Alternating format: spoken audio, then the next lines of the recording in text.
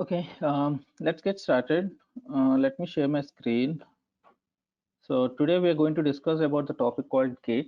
So first, let me give you a quick introduction about it, and then I'll show you how to install Git, and then we'll go with the actual topic. So first, let's talk about Git. So Git is a kind of version control tool. So in that means in what cases we use Git in the sense, like for example, if for example, in real time there will be different users. Okay, so these users will try. I mean, users in the sense developer here. So in developers generally develop that application. So not a single developer will develop the particular application, right? So there will be multiple developers who's working on a single application. So in real time, what they will do is whatever the requirement that we have, so that requirement they will first make it into pieces. Okay, so and these pieces will be given to each and every developer. So developers will work on that particular piece. In once all the developers done with their code development part, so what we will do, we will include all the developers pieces, and then we compile the code. Finally you will get an output, which the output will be in your application, right? So this is how we are going to develop that application. But here the problem is, so like if you observe, each and every developers are working individually, right? So developer one, let's assume there are 3 developers, and I have a requirement, and that requirement I made it into 3 pieces, 3 parts. Okay, and each part is hand over to the developer 1, developer 2, and developer 3 respectively. Now after few days, I mean, I need to gather those whatever the updated code from developer 1 and developer 2 and developer 3, and then I need to compile it, and then I'll get a final output, right? So unfortunately one of your developer is on leave or something. He is not able to I'm trying to reach him, but I'm not able to connect with him. So in these kind of scenarios, you're going to lose your code, right? At the particular point of time, you're going to lose your code because that developer is not available, right? And if you observe here, each and every developers are working individually, and they are storing their code in their own local space, local workspace, in the sense like laptops, whatever.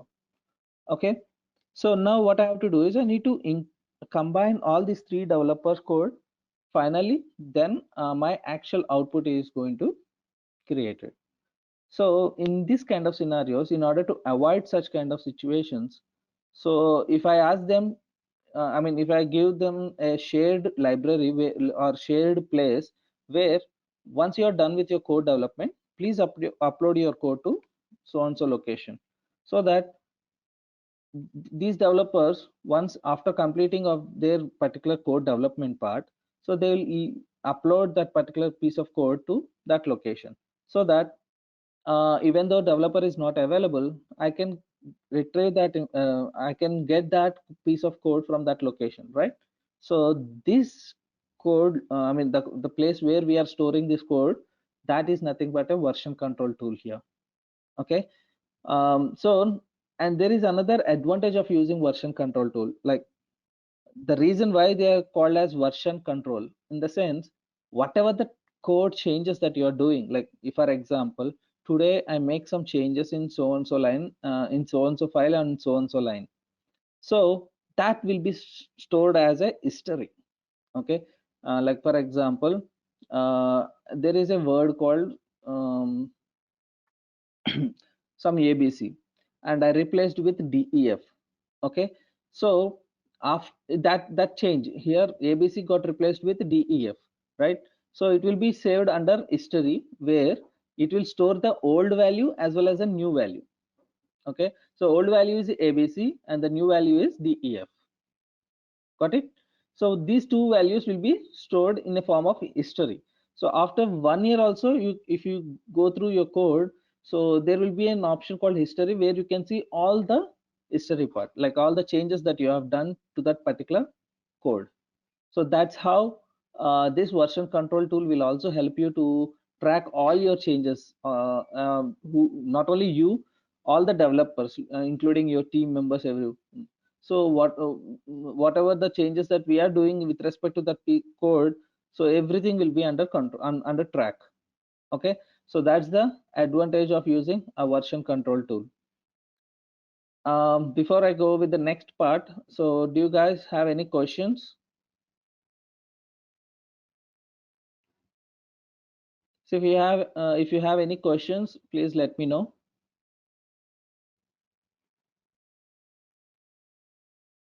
Okay, fine. So now I'll talk about Git. So actually we have few other version control tools available in the market like Git, SVN, CVS, Git, like that. But why? Sorry, some message I got. Yes, I'm sharing my screen. Are you able to see?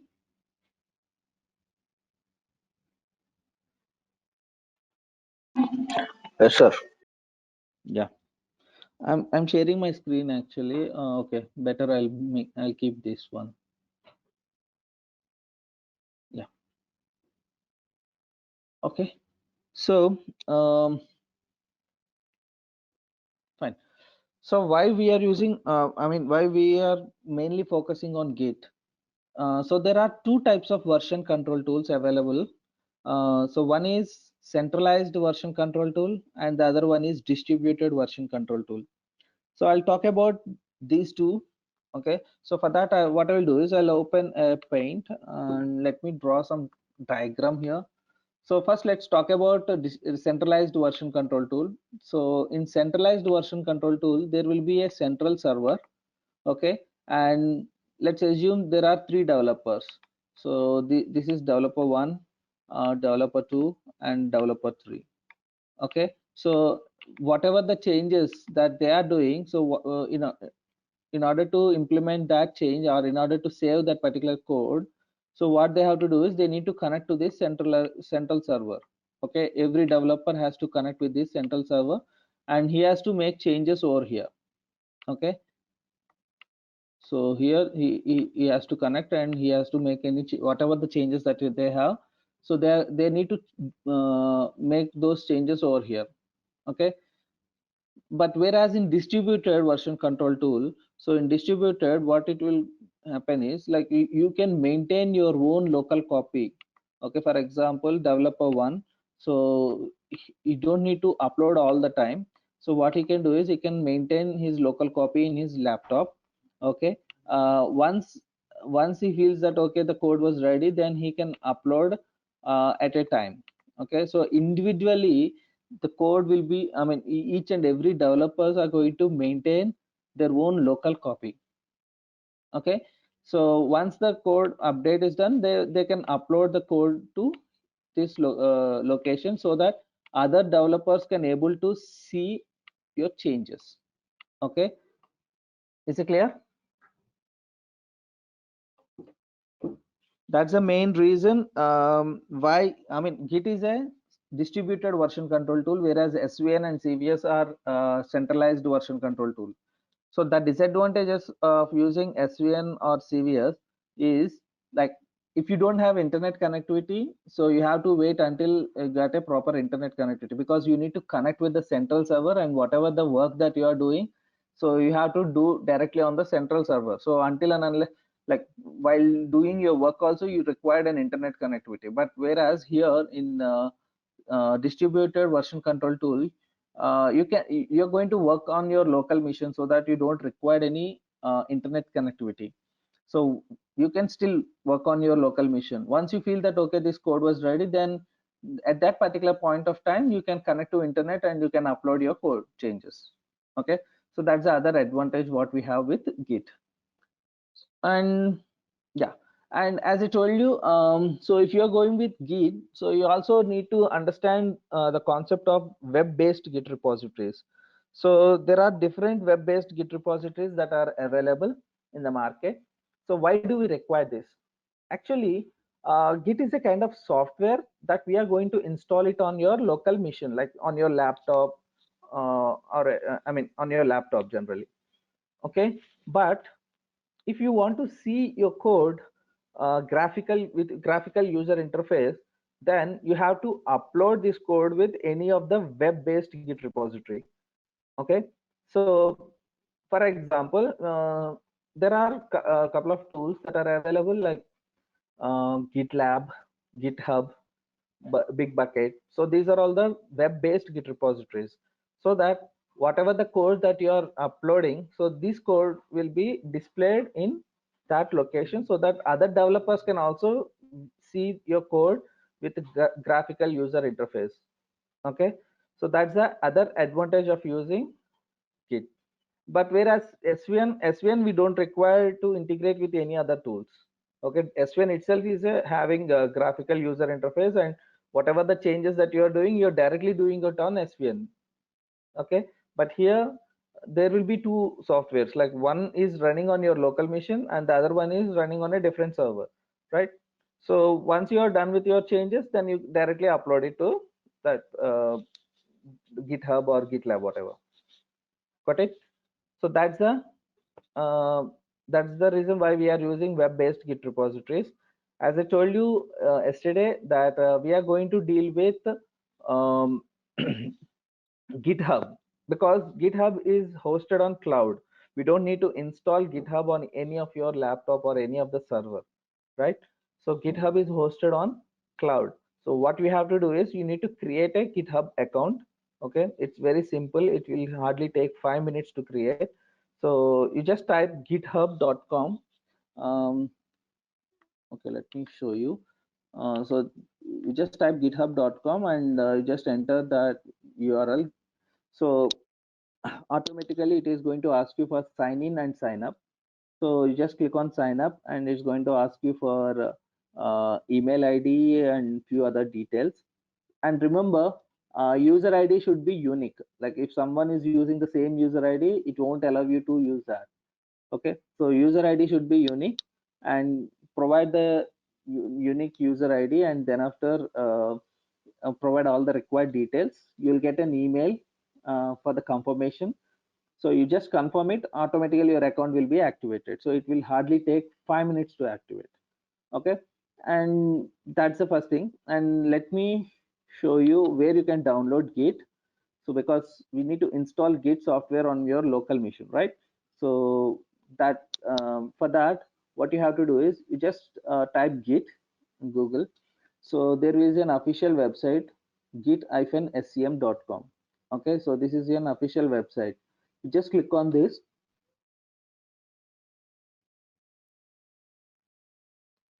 Okay, so once you click on that, so you can see an option called download for Windows. Based upon your system configuration, it will automatically detect like which OS it is, all these details it will detect, and it will show you the latest release for that particular OS, right? Yeah, so mine is Windows, so it automatically detected, and it is showing you for download for Windows. If I click on this, it will start downloading that package. Okay, I already installed it on my local machine, so but I'll guide you how to install it. Okay, you just click on this, it will download your package, and then once it is done with the download part, you just double click on that part. Okay, that exe file. Okay, it will download an exe file. So once it is done with the download, so just click on that, and it is going to show you a pop-up where it is going to ask you for a lot of options. So you don't need to change any of the option. Okay, you don't need to change any of the options. You can go with the default one. Okay, you can see an options called next, next, next, next, and finally you will find an option called install. So until then you don't need to change anything. Okay, you can go with the default options, and then finally you just click on install. It is going to start install, and it will take hardly 2 minutes to complete the installation. And once the installation is done, so finally you will get an option called finish, and you just click on that, it will close. Okay, the installation process will be done. Okay, so this is how we need to install this is how we need to install Git on your local machine. So you can do it later. Okay, So once you are done with the installation, now I'll show you how to create a repository here. Okay, so first of all, um, let me show you how to create a repository in GitHub. Okay, so once you are done with your account creation in GitHub, so you can see this kind of page. Okay, on the left side corner you can see an option called new, right? If you click on this, so it will ask you for a repository name, and remember, this is your username. I mean, in my case, this is my username, and if you have created your account with a different username, so that username will be displayed over here.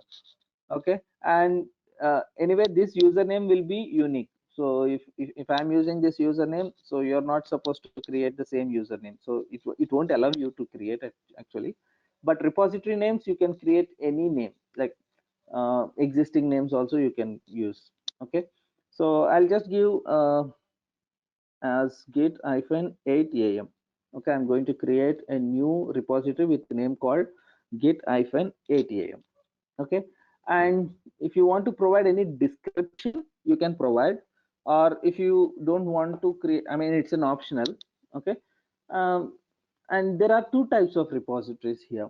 So one is public repository and the other one is private repository. So I'll explain what's the difference between public and private. So public in the sense, your code will be visible to everyone, like you guys can also able to see my code. Okay, so after once I create this repository, there will be a url, so using that url you can see my code. Okay, so that means publicly accessible to everyone. And the private in the sense, only you can see, or if you give some permissions to any of the user, only that particular users can able to see. So you are going to restrict your uh, permissions. Okay, so that's the main difference. In real time, definitely they'll go with private repositories, but now I just want to show you. So that's the reason I'm going with public. Okay, and yeah, you just click on create repository, so it will automatically create a repository. So now your repository creation was done successfully. Now, okay, I have a question, guys. Like, whatever the changes that you are doing, so those changes generally we are doing it on your personal laptop or your local laptop, right? But how GitHub will come to know about that, right? So we need some link. We need to create some link between Git and GitHub, right? So whatever the changes that you are doing on Git, so in order to display those changes on GitHub, we need some link between these two, right? So how we are going to create this link? So here you can see a URL, right? So I'm just going to highlight that. You just please look that. So there is some URL, right, which ends with .git. Okay, so this URL plays an important role in connecting or in establishing a link between Git and GitHub. Okay, this this this link, we call it as remote ID. Okay, don't be confused. This URL, we call it as remote ID, and using this remote ID we are going to connect, I mean, Git is going to connect with GitHub. Okay, is it clear? Now what I will do is I'll just copy this URL. Okay, and once you're done with your changes, like once you're done with your Git installation, so I'll just go to any of the directory. Okay, so I'm currently on my Windows C drive, and I've created a directory called git-code. So what I will do is I'll just right click. Okay, and here, once you're done with Git installation, you can see an option called Git Bash here. Okay, so just click on that. uh, any questions, by the way?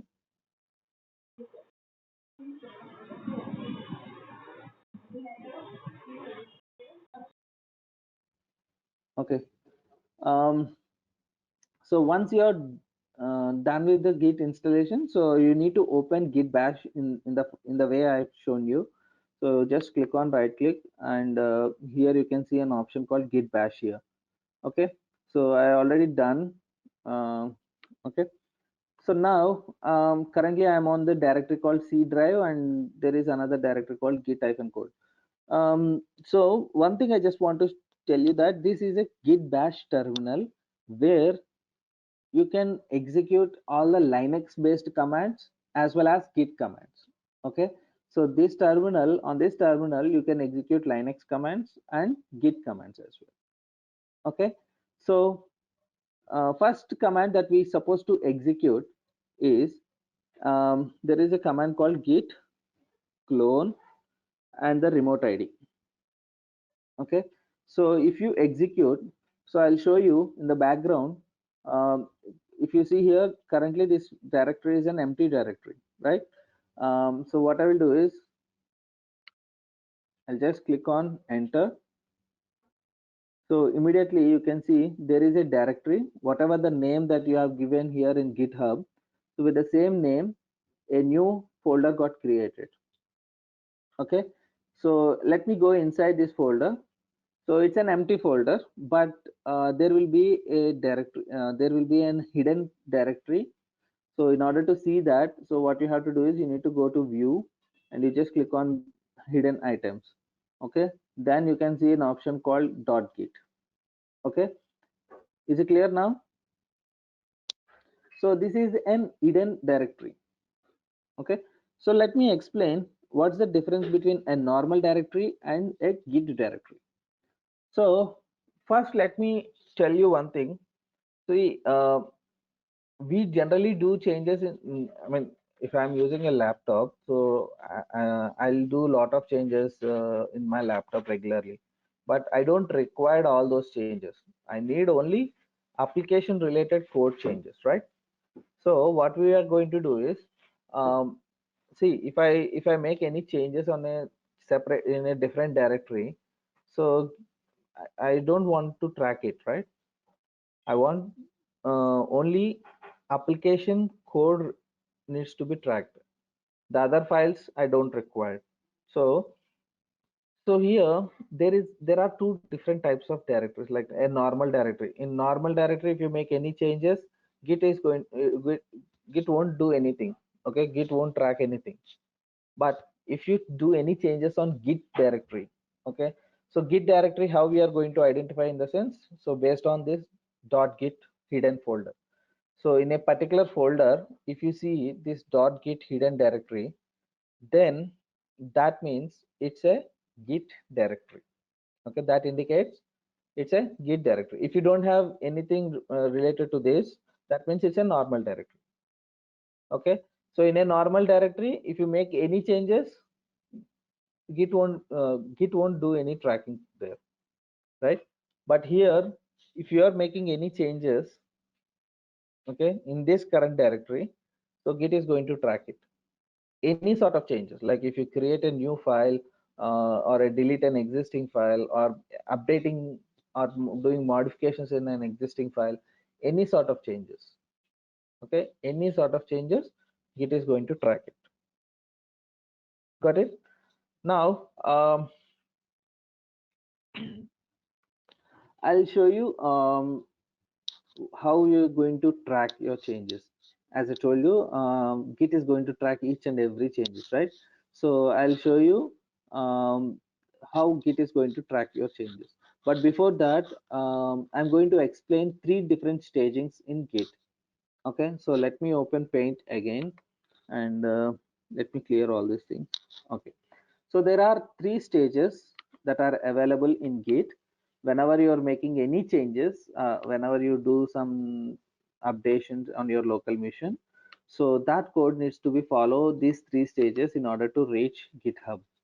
Okay, so those changes are, first one is add.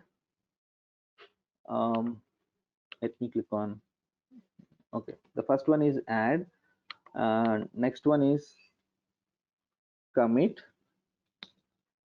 and the next one is push. Okay, so these are the three stagings. I'll explain you how these three are going to work. For example, if I do any change, like for example, I'm going to create one file. Okay, some file with name abc something. Okay, so I've created a file with name abc.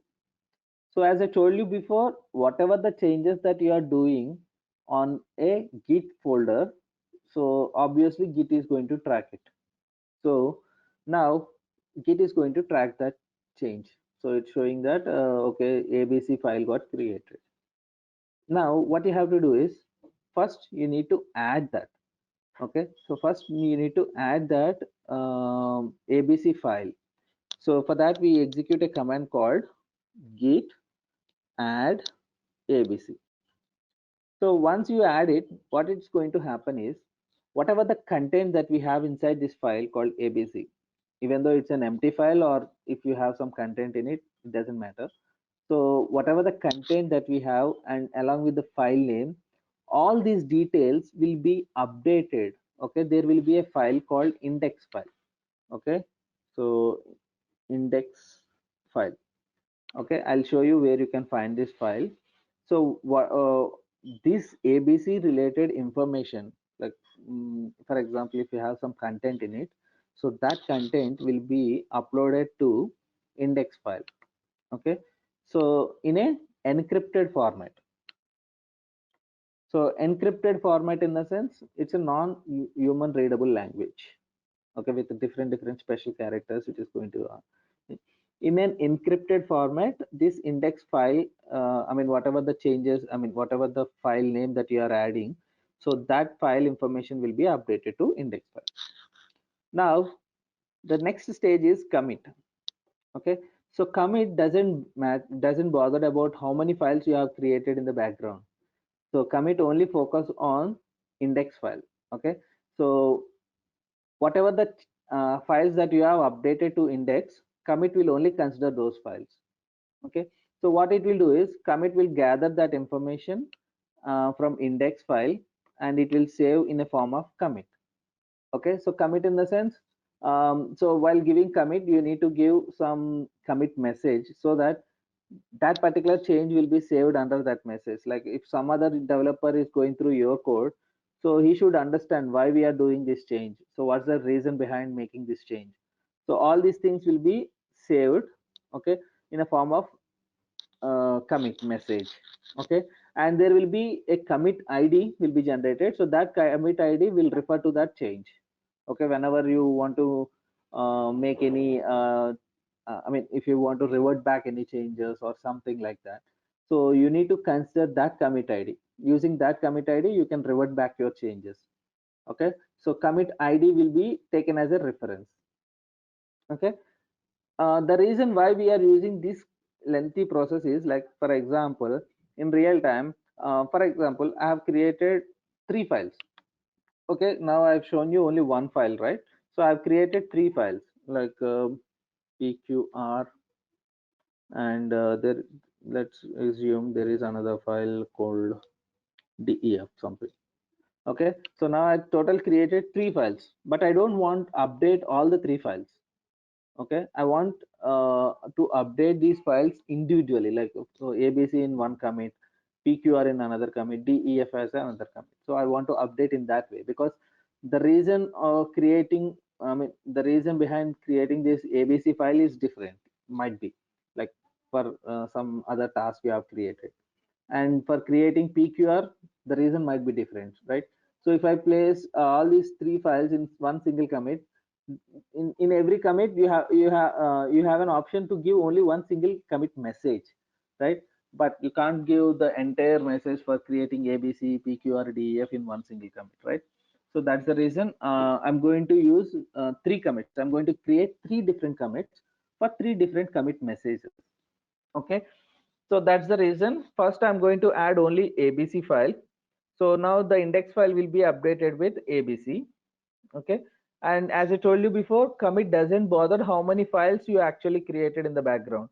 So here if you see, I have created three files, but commit doesn't bother about it. So commit always consider that your index file. So any updates are available on your index file, commit automatically take those changes, and it is going to save in a form of commit message, and commit id will be generated. Okay, and then after you add git, I mean the other file, so git add def. Okay, okay, or pqr something, pqr. Okay, so now your index file will be updated with pqr. Okay, and then now your index file will be updated with pqr, and now again go with commit. So commit will now commit will consider this pqr file, and it will save as another commit with another commit message. Okay, and then we go with git add def, the same procedure. Okay, don't be confused. I'll also show you practically, then you'll get a better idea. So before that, if you guys have any sort of questions, yes, let me know. Okay, fine. So now let's talk about the third stage, that is push. So push doesn't bother how many files you have created in the background or how many files that are updated to your index file. It only checks with the commits. Like if there are new commits created, so it will collect all those commits, and push will help you to update your changes, like whatever the commits that you have in your local machine. These commits will be uploaded to GitHub. Okay, so push will help you to uploading your code to GitHub. Okay, so it will upload your code to GitHub.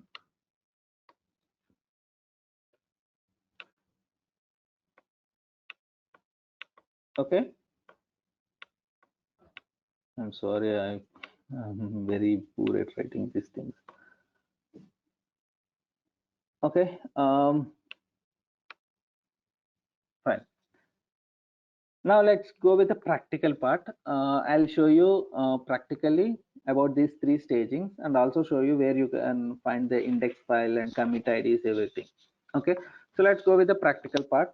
So first let me do one thing. Let me create a new file. Okay, so let me create only one single file, and I'll show you with that. So as you can see here, there are no files available. So either you can click on new, and you can just click on text document to create a new file, or you can also execute a command called touch and file1. So again here, touch is a Linux command. Okay, so in Linux, if you want to create any file, so we use a command called touch. Okay, touch file1. So just click on enter. So if, okay, I've created it in a wrong place, I guess. I've created it over here. I'll just remove this file. Okay, let me go inside this git-atom. So what I will do is I'll use a command called cd. So cd stands for change directory. If you want to change from one directory to the other directory, so we use an option called cd. So cd git-atom. Okay, so just click on enter. So now you're inside your git repository. So the difference, as I told you before, earlier if you observe, you are in under git code, right? So if you are under git code directory, there is no I mean, it's a normal directory. So that's the reason whatever the changes that you are doing on git code directory, like for example, if I create a file here, so git is not going to track anything. But if I create any file over here, so here git is going to track, because we have a .git directory. Got it? So that's the reason it is indicating by this. So if it is a git directory, so that will be indicated by this. So this indicates a branch name. So branch concepts we'll be discussing later. So at the time I'll explain what is meant by branch and all. Okay, now first let me create a new file here. So I'll use touch command again. So I'll create a file called file1. Okay, so as I told you before, whatever the changes that you are doing in a git repository, git is going to track it. Let's see whether git got I mean, this file1 creation is updated or not. Like what I will do is you can execute a command called git status. Okay, so in order to see the status of the current flow. Okay, so as I told you, so git automatically identified that there is a new file got created. So the list of files that are updated or deleted or newly created, whatever, so by default it is going to show you in a red color format. Okay, so if you see here, it is displaying you in a red color. right? Now, before I execute git add command, so I'll show you where you can find the index file. So right now you see, if you go inside this .git, so you don't see any file with name called index, right? So first let me execute a git add command. Automatically index file will be created. I'll show you later. Okay. So first let me do one thing. So let me execute a command called git add file one. Okay, git add file one. I'll just click on enter. Okay, so in the background you can see an index file got created. So let me open this index file and see let's what exactly we have here. So let me click on this. Okay, as I told you before, whatever the changes that we are doing, like with respect to that file one, so along with the file name and the content, everything will be uploaded in a form of encrypted format. Okay, so this is how it is going to upload. So this is not a human readable language, right? So in this format it is going to upload your changes. Okay, now let me also execute git status again. So I'll just click on enter. So now you can see here the difference. Earlier, if you see file one, it is highlighting in red color, but now it got changed to green color. Okay, so that means you are under staging area. That means if you see here diagram, so you already added this file to index file. So currently you are in this particular stage. So that's the reason it is going to show you as, I mean, it is going to show you in green color. Okay, so now let's go with the second command, that is commit. So what I will do is git commit -m. So -m stands for message, and what you have to do is you need to give some message, simple message, file one created. I'm just giving a very simple message, but in real time, in this message section, what you have to do is, what's the reason behind creating this change or making this change. Okay, in general, whatever the requirement that you have, so they will be maintaining that requirement using some tickets, right? So every ticket will have some ticket ID. So you can also use that ticket ID, where you can define it over here. Okay, so in that way also you can we can update. Okay, I'll just simply give git commit -m and the message. So as I told you before, commit will consider only the index file. Okay, it doesn't consider anything in the background. Like you can create n number of files, it doesn't matter. Okay, commit will always check the index file. Okay, whatever the new changes that are updated to index file, all these changes will be saved under one single commit. For example, here in the current scenario we have uploaded only one file. Okay, that is file one. But in other cases you may upload 2 to 3 files. Okay, so in that cases, so all these files will be uploaded, I mean all these files will be considered. Okay, and it will be saved in a single commit. Okay, I'll just click on enter. So your commit got saved. Okay, so if you want to see the commit ID and commit message, so you can execute a command called git log. Okay, you can see here, this is your commit ID. I'm just highlighting that. So it's a combination of alphanumerical value. So this commit ID will be randomly generated. Okay, so this commit ID will be randomly generated by Git itself. Okay, and this is what the commit message that you have given. Okay, now we have successfully done with the second stage. Now let's go with the third stage. Okay, that is push. So before we go with push, okay, let me also check the Git status. So now it is going to show you that nothing to commit. Okay, because file one already committed. So we don't need, I mean, in that case, it is not going to show anything here if I execute git status. Okay, now we'll go with push command. So before we go with push, the first thing what we have to do is we need to configure your remote ID.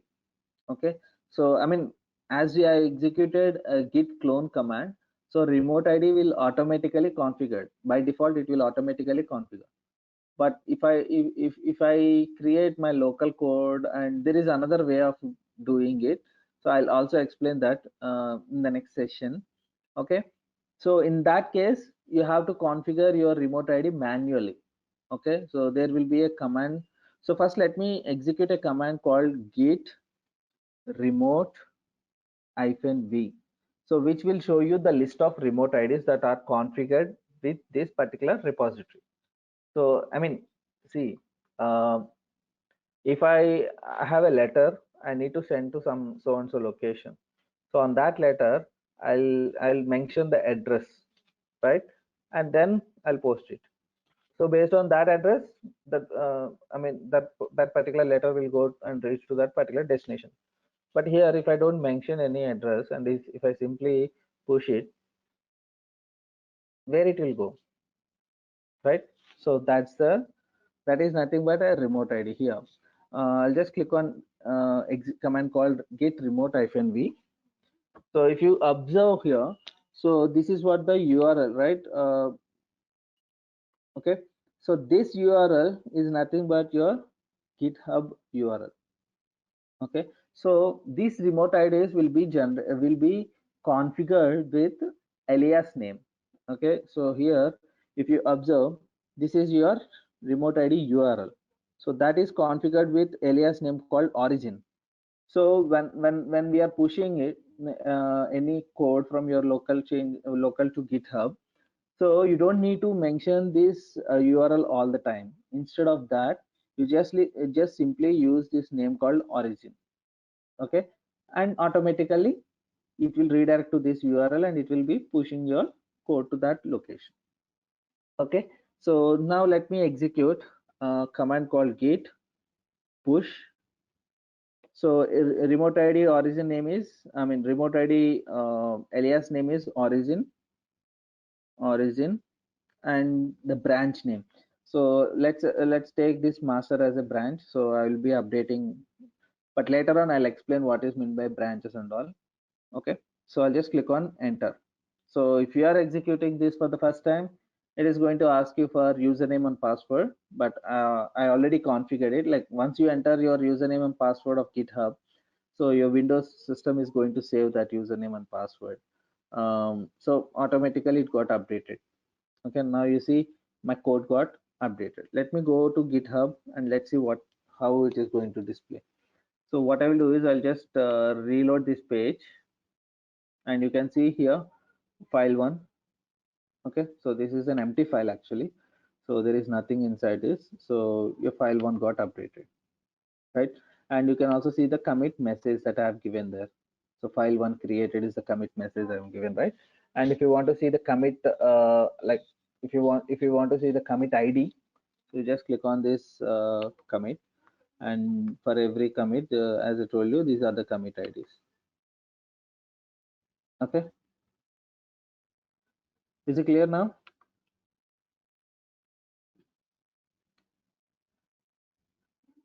Any questions till now? If you have any questions, let me know, guys. We'll discuss about this question and answers, and then we'll continue with the next part.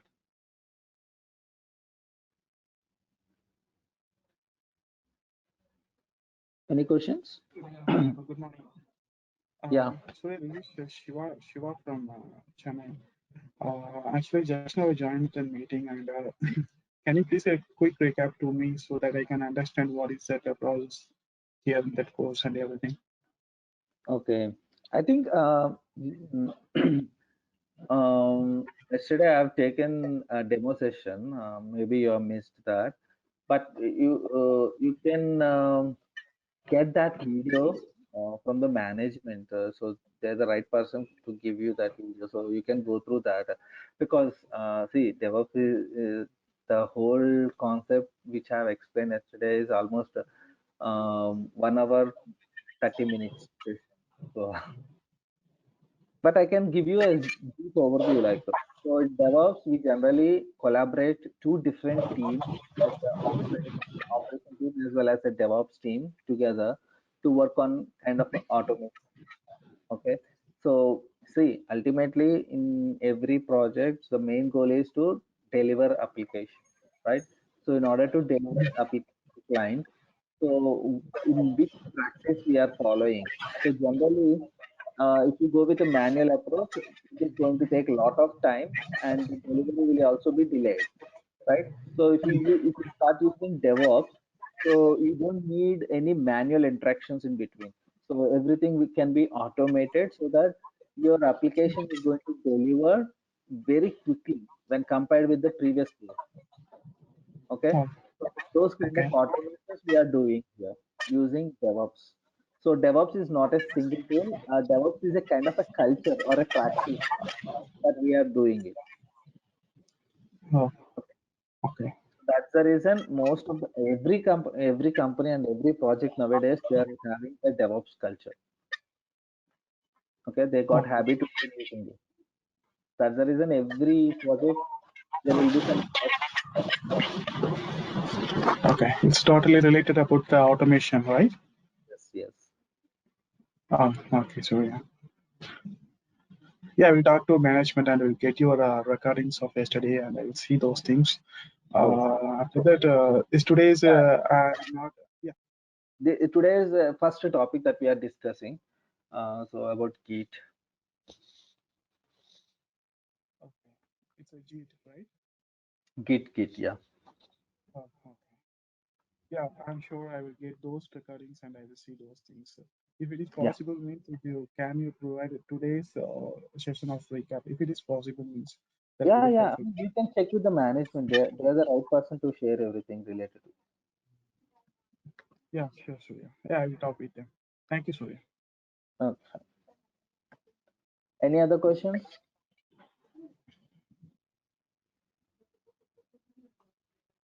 If you have any other questions, please let me know. Yeah, hello. Yeah. Sir, we have created one file. Let us say that the file one, and we have written some code in that, and again we have pushed it to the Git repository. So now, Hmm. if I write something else at my local machine into that file, so will that be same reflected here in the repository, or we need to No, give no. again the push and Any commit sort of, commands? yeah, I got your question. I'll do it. If you want, I'll make a practical. So any sort of changes that you are doing Okay, it on your local machine, so you have to go through these three stagings. Only then that change will be reflected on GitHub. Until and unless okay, that change will not be reflected over here. okay. It's not like Okay? a link in the No, Linux. there is no link in that way. So you have to execute Okay, three stagings. I'll show you a practical part. So what I'll do is okay. what I will do is I'll make some change in this file one. I'll open Notepad. Um, hello world. I'm just giving a change called hello world. Okay, only one line I'm adding, or let's add some random text. Okay, so I added 5 lines total. So I'll just save this file. Okay, and then I'll close it. Now, as I told you, any changes Git will automatically track. So let me execute Git Status command. So as I said before, so this file one change got identified by Git. Okay. Now we need to execute the same way. So first thing is Git add file one. Okay. So it will automatically add to your index file. The next one is Git commit -m, and you can give the message as file one modified. Okay, I'll just click on enter, and then git push origin master. So change will be reflected now on GitHub. So let me reload this page, and you can see commit message as file one modified. And if I open this file one, so this is what the content that we have. Okay, I'll do the change again on the same file. Okay, let me open the same file again. Um, so I'll just remove one line, and I'll make it as new change. Okay, I'm giving it as new change, or I'll also remove another line. Change to. Okay, I'll just save this file again. So as I told you, Git will automatically track it. So I'll just execute Git status command. So the same thing. So I'll add and I'll commit. I'll just give as modified again. Okay, I'll just click on enter and then I'll push it. Okay, so now let me go back, and now you can see here file1 modified again, and if I open this file1, you can see the new changes, new change and change to. These two got updated, and if you want to see that, okay, so you can just click on this, and if you click on this commit message, so it will show you what's the previous change and what's the new change. Like previously it's used to be like ksjvp, and it got replaced with this. Okay, so Git is going to track each and every line individually. Okay, like if you make changes in line number 2, Git is going to save only that line information. It's not going to save the entire file. So because of that reason, the storage we can reduce it. Like we don't, for example, if I have 1 MB file, okay, and I made only one single line change, so it's not going to save that entire 1 MB as a history. Only that line information, it can be 1 KB or 2 KB. So that line information it's going to save. Got it? Yes, sir. Is your question And clear? suppose, yes, sir, I have a one more doubt actually here. Yeah. We have already added the file into the Git, no? But then why again we are going to add it for the next time when we modify the file? So I got See, this doubt sort of actually. any sort of change that you are doing, it can be modification, it can be a new file creation or existing file deletion, any sort of change. So you have to add it, you have to commit it, and then only you can able to push it. Okay, okay. Okay, any change. Okay, so the okay for file, if we have deleted the file in the local machine, then we can get it from here, right? So it will be available. It There will will be be no available. defect to this file. No, it will be available until and unless you execute add, commit, and push. So once you execute add, Oh, commit, and push, that file deletion will also be saved as a change. okay. Okay, so a file deletion will also be saved as a change, and immediately the same file will be removed from this repository, from this GitHub. Okay, but in Oh, history you can oh, find that file. In history you can find the content of that file. oh, okay, okay. Okay, sir. That's it. Yeah. Any other questions?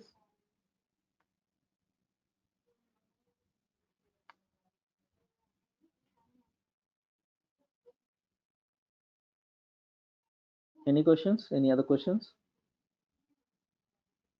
Okay, so we'll do one thing, like let's stop here for today's session. Tomorrow I'll go with I'll show you how to make these commits with multiple files. Like here in this scenario I've shown you only one single file. Like tomorrow I'm going to create multiple files, and I'm going to show you how these multiple files are going to upload it using these three stagings. Okay, that's the first thing. And then we'll talk about Git branching. Okay, so what is meant by branch and other important things related to branch. And then there are few other concepts like merge, cherry pick, and tags. All these concepts we are going to cover. So maybe 2 to 3 sessions will be on Git. Okay, hereafter, like, and then after we'll go with the next part. Okay. Hey, sir, I'm thinking about joining this course. What day is this today?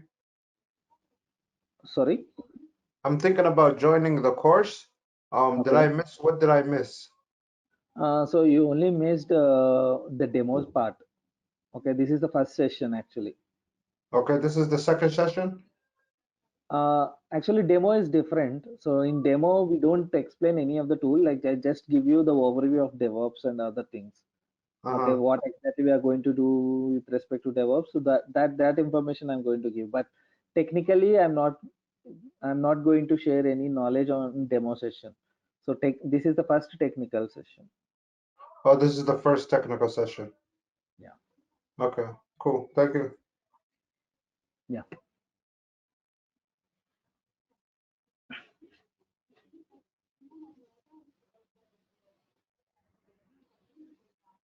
Any other questions? Okay. Okay, cool. Then let's wind up this call for today. Hi, Surya. Can you Yeah. create a GitHub for me? It's not creating. Okay. I'll give you a presenter access. Can you please share your screen? Okay. By the way, what's your name? Nalini. Okay. Okay. I'm giving you a presenter access. You can share your screen. Okay. Let's create it. So guys, you can also observe how to create a GitHub account. Yeah. So here you have to give your email ID. It is saying that the email is invalid or already taken. Then you try giving a different email ID. I'm having only one email ID. So actually maybe you have already created this account earlier, or I'm not sure about it, but you can create another Gmail ID, and using that you can create your GitHub account. Okay. I need to create now. We'll do one thing then. So again, I mean, creation of email and all, it's gonna take some time. Na? We'll do one thing. Yeah. So today you create your GitHub, Gmail ID. Okay. Okay. Tomorrow morning, beginning of the session, you just remind me, so that using that ID, I'll show you how to create a GitHub account. Okay. Okay. Will that fine? Okay. It's fine. Yeah. Thank you guys. Thanks for joining. Have a nice day. Bye bye.